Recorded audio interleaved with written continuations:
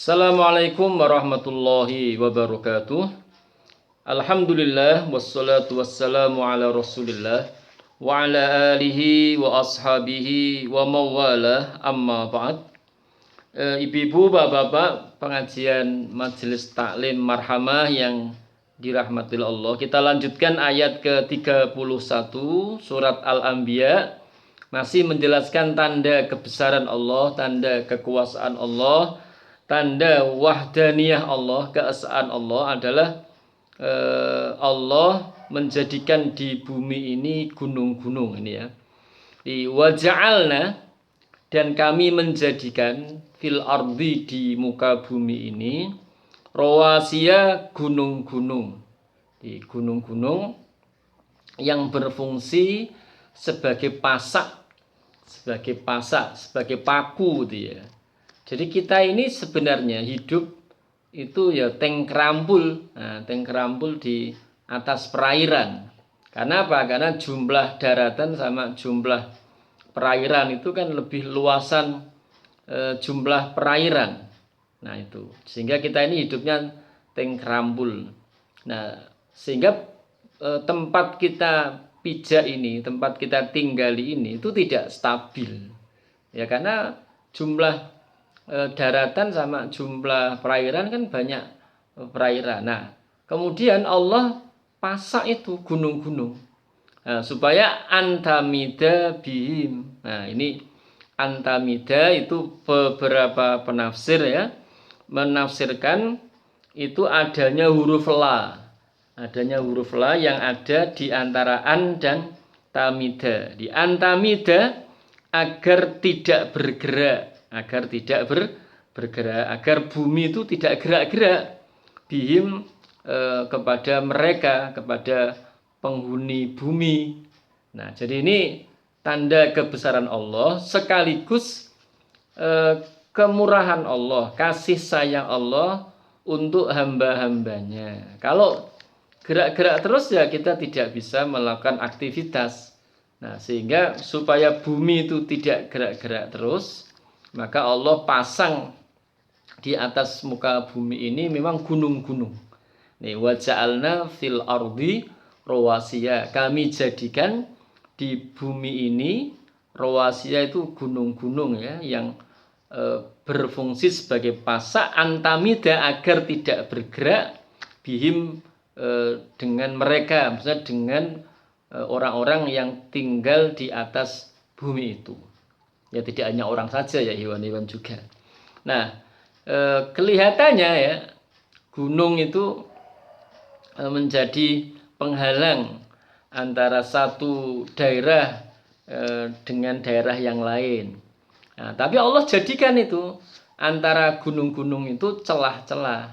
Nah, sehingga manusia tertunjuki antar celah itu tertunjuki. Nah, sehingga ada sarana yang menghubungkan antara penghuni di balik gunung dengan di sisi satu gunung ya, dengan penghuni manusia di sisi gunung yang lain. Nah, wa ja'alna fiha fijajan, dan kami jadikan di dalamnya celah-celah subulan ya, yaitu jalan. Jadi ada celah yang bisa menghubungkan ya. La'allahum, agar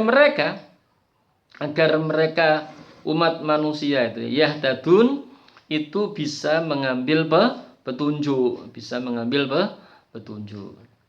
Oh, itu dalane lewat sini, lewat sana. Cuman saya ini ya, mungkin sebagian dari kita ya, itu ya tidak perhatian kadang-kadang dengan jalan-jalan itu. Tapi memang antara gunung satu dengan gunung yang lain itu memang ada celah-celahnya, sehingga celah-celah itu nanti dijadikan jalan oleh manusia. Kayak misalnya mana ya? Kayak daerah Salatiga ya, Salatiga dengan daerah Magelang gitu ya. Itu kan ada jalannya. Kemudian orang Boyolali melewati Selo ya, Selo apa Selo ya, itu ada jalannya. Nah pun pula nanti yang orang Magetan sama orang Solo itu ya ada jalannya. Nah itu Allah jadikan antara gunung-gunung itu celah jalan ya, supaya manusia bisa mengambil petunjuk. Nah ini semua itu adalah tanda kebesaran dari Allah Subhanahu wa Ta'ala, sekaligus nikmat yang Allah berikan kepada umat manusia. Nah ini hendaknya diperhatikan. Jadi ibu-ibu, bapak yang dirahmati Allah, semuanya itu merupakan tanda kebesaran dari Allah Subhanahu wa Ta'ala. Nah, makanya di ayat yang lain kan Allah meminta kita untuk memperhatikan gunung-gunungnya, bagaimana ditegakkan. Nah setelah diperhatikan, ternyata gunung-gunung itu ya mempunyai fungsi satu, dia sebagai pasak bumi, sehingga buminya tidak gerak-gerak.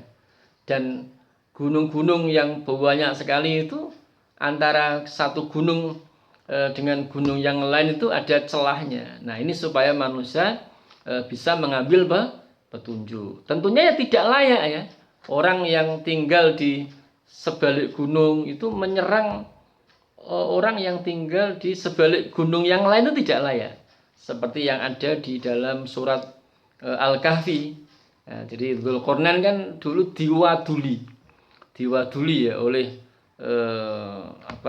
penduduk yang tinggal di balik gunung itu ya, diwaduli bahwa dia itu mereka itu diserang oleh Ya'juj Ma'juj. Nah itu diwaduli. Kemudian Dzulqarnain membuat pelindung, penghalang ya, di antara dua sadda ini ya. Di antara dua bukit itu dibuat pelindung, sehingga Ya'juj Ma'juj itu tidak bisa mengganggu orang yang ada di sebaliknya. Nah jadi itu mestinya menghubungkan antara satu daerah ke daerah yang lain. Nah hubungannya tuh mestinya ya hubungan yang equal ya. Equal itu ya sejajar, tidak kok kemudian saling mendolimi satu sama lain. Memang di dalam sejarah umat manusia itu ya memang begitu. Seringkali terjadi perselisihan antara satu negeri yang dibalik gunung dengan gunung yang lain, itu begitu. Kayak Cina sama India itu kan juga begitu. Nah mestinya ya tidak begitu. Allah jadikan di antara gunung-gunung itu celah-celah ya, sebagai jalan agar mereka mengambil petunjuk. Jadi banyak aspek, banyak faktor gitu ya. Nah Allah tunjukkan pada kita tanda-tanda kebesaran, tanda-tanda kekuasaan. Itu ayat ke 31. Nah, berikutnya Allah tunjukkan tanda kebesaran yang lain. Wa ja'alna, ayat 32 ini ya. Wa ja'alna, dan kami jadikan as-samaa, langit, saqfan. Saqfan itu ya atap, mahfudhon, yang dijaga. Nah, kami jadikan untuk langit itu satu atap yang dijaga. Kalau tafsiran dari Ibnu Abbas itu ya, Allah itu melindungi ya, langit itu dengan para malaikat. Nah, sehingga apa? Sehingga setan-setan itu ya, setan-setan itu dia akan dilempari oleh para malaikat ketika dia mau masuk itu ya. Itu tafsiran Ibnu Abbas, di antara tafsirannya itu seperti itu. Nah, namun kalau kita perhatikan ya, saat ini itu kita berada dalam satu kemajuan pengetahuan ya. Memang ya Allah itu menjadikan atas bumi itu ya lapisan-lapisan, yang lapisan itu melindungi kita semuanya. Nah, ini melindungi kita semua, sehingga ketika ada misalnya benda langit jatuh itu ya terbakar. Nah, itu akan terbakar sehingga tidak dia itu gelondongan terus menghantam bumi, tidak. Nah, itu tidak. Nah, tapi itu hanya tafsiran. Tapi Allah yang jelas di dalam ayat ke-32 ini kan arahannya itu kan menunjukkan tanda kebesaran Allah Subhanahu wa Ta'ala, tentang hakikatnya seperti apa, fenomenanya seperti apa.